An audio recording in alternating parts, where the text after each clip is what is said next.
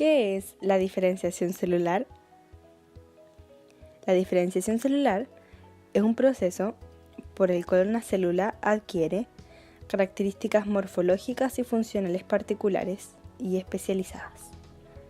Por ejemplo, se podría transformar en una célula epidérmica, muscular o nerviosa.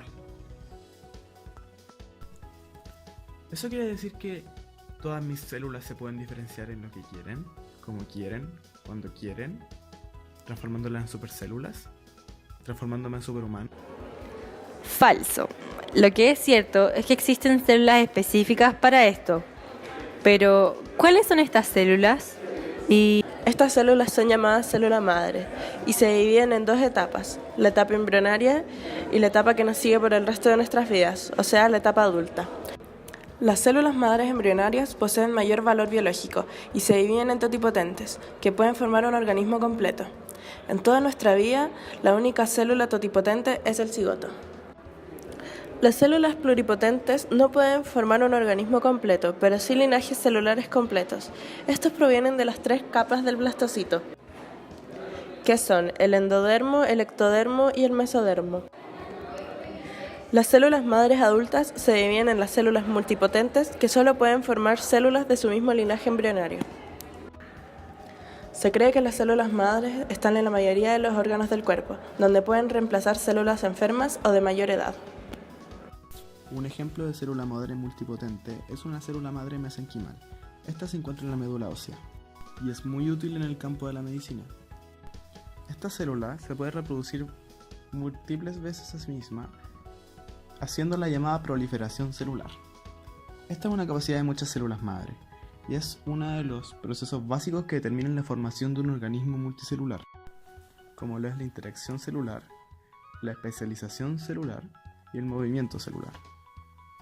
Como ya habíamos mencionado anteriormente, una célula madre mesenquimal se puede diferenciar en una neurona, un miocito, un osteocito, un adipocito y un eritrocito.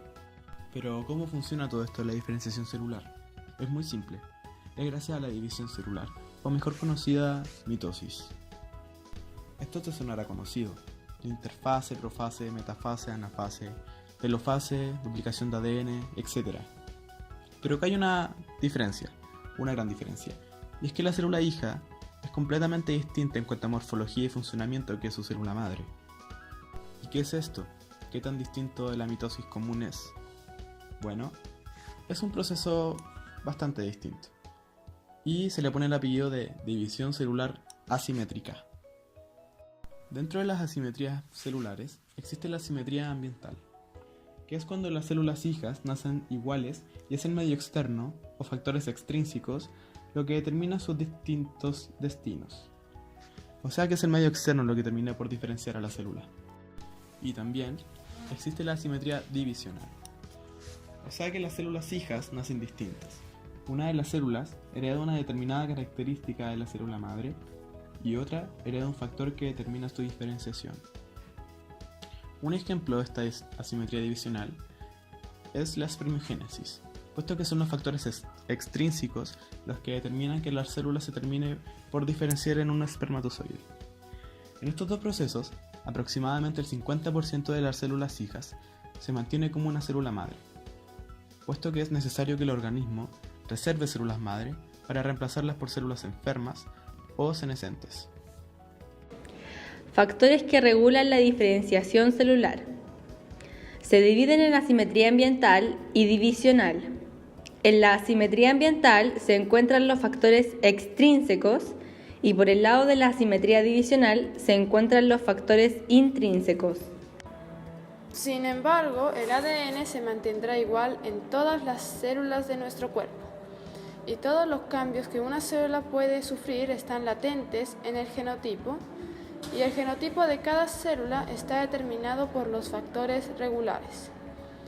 De los factores intrínsecos se genera la memoria celular, que son señales que actúan durante el desarrollo embrionario y se mantienen de forma estable a lo largo de la vida, de modo que la célula conserva su naturaleza. Gracias a los patrones de expresión genética que se activan en el proceso embrionario. Del mismo factor intrínseco se genera el reloj biológico, que son células que poseen la información del número de divisiones celulares que deben ocurrir antes de la diferenciación completa.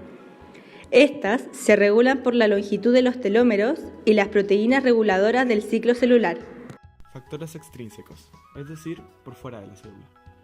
Un factor extrínseco es la adhesión intercelular selectiva, en la cual ciertas moléculas de adhesión, como algunas proteínas, permiten la adhesión selectiva entre células de un mismo tipo.